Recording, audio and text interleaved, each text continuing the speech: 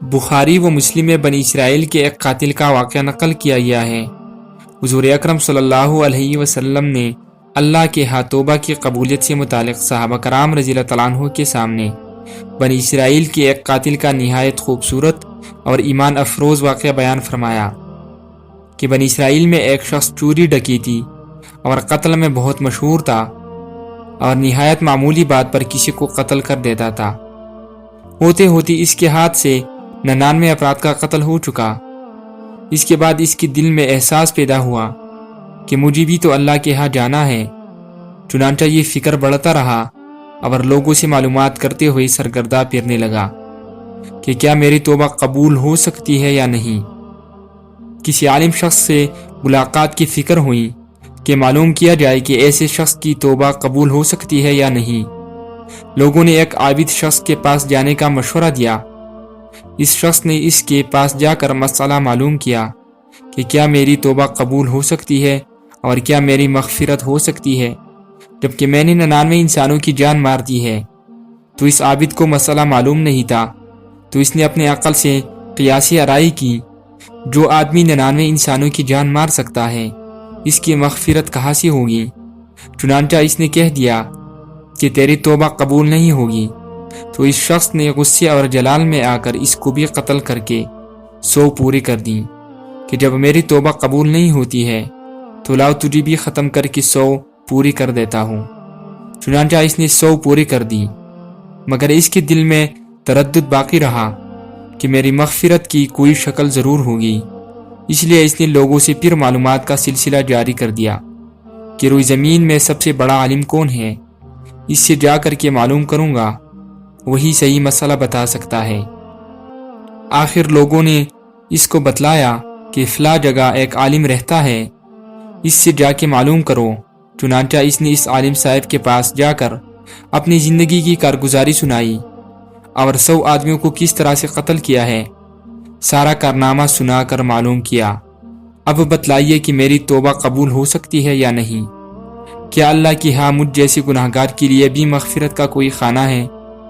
تو اس عالم صاحب کو چونکہ علم تھا تو اس نے بتلایا کہ تیرے گناہ معاف کرنے میں اللہ کی ہاں کیا رکاوٹ ہے؟ اللہ کی رحمت کا سمندر تجھ جیسے گناہگاروں کے گناہوں سے بہت بڑا اور بہت وسیع ہے۔ چنانچہ اس عالم صاحب نے مشورہ دیا کہ تم فلاں جگہ سفر کر کے جاؤ، وہاں کچھ اللہ کے بندے رہتے ہیں، ان کا مشغلہ صرف اللہ کی عبادت ہے، ان کے ساتھ مل کر اللہ کی عبادت کرو اور نادم ہو کر اپنے گناہوں کی معافی مانگو، انشاءاللہ تمہاری مغفرت ہو جائے گی۔ جب اس شخص نے آدھا راستہ طے کر لیا تو ملک الموت آ گئے اور اس کی موت ہو گئی۔ اب اس کا روح لے جانے کا مسئلہ کڑا ہو گیا۔ آسمانوں سے رحمت کے فرشتے بھی آ گئے اور عذاب کے فرشتے بھی۔ رحمت کے فرشتے کہنے لگے کہ اس کی روح لے جانے کا حق ہم کو ہے، اس لیے کہ یہ سچے دل سے تائب ہو کر عبادت کے لیے جا رہا ہے، اور عذاب کے فرشتے کہنے لگے کہ اس کی روح لے جانے کا حق ہم کو ہے، اس لیے کہ اس شخص نے کبھی کوئی نیک کام نہیں کیا ہے، پوری زندگی معیشت میں گنوا دی ہے۔ اسی دوران آسمان سے آدمی کی شکل میں ایک فرشتہ آیا۔ بعضی روایت سے معلوم ہوتا ہے کہ یہ آنے والا فرشتہ حضرت جبرائیل علیہ السلام تھا۔ چنانچہ اس فرشتہ نے تشریف لا کر ان دونوں طرح کی فرشتوں کے درمیان یہ فیصلہ کیا کہ دونوں طرف کی مسافت ناف کر کے دیکھ لو کہ جہاں سے آ رہا ہے وہاں کی مسافت قریب ہے یا جہاں جا رہا ہے وہاں کی مسافت، لہٰذا جہاں کی مسافت قریب ہو اس شخص کو وہاں والوں میں شمار کر دیا جائے۔ چنانچہ دونوں طرف کی زمین ناپ کر دیکھی گئی تو جہاں جا رہا تھا وہاں کی مسافت جہاں سے آ رہا تھا اس کے مقبل میں صرف ایک بالشت قریب ہے۔ چنانچہ فیصلہ ہوا کہ مقام معیشت سے مقامی عبادت صرف ایک بالشت قریب ہے، اس لیے رحمت کے فرشتوں کو اس کی روح لے جانے کا حق ہوگا۔ چنانچہ اللہ کی طرف سے اس کی مغفرت کا اعلان ہو گیا۔ ایک روایت میں آتا ہے، قتادہ رضی اللہ تعالیٰ عنہ فرماتے ہیں، حسن نے فرمایا کہ ہم سے یہ ذکر کیا گیا ہے کہ اس شخص کے پاس جب ملک الموت آیا تو وہ شخص سینے کے بل اس سرزمین کی طرف گھسیٹتا گیا۔ حدیث قدسی میں آتا ہے کہ میں اپنے بندے کے ساتھ اس کی گمان کے مطابق ہوتا ہوں، اور وہ مجھے جہاں بھی یاد کرے میں اس کے ساتھ ہوں۔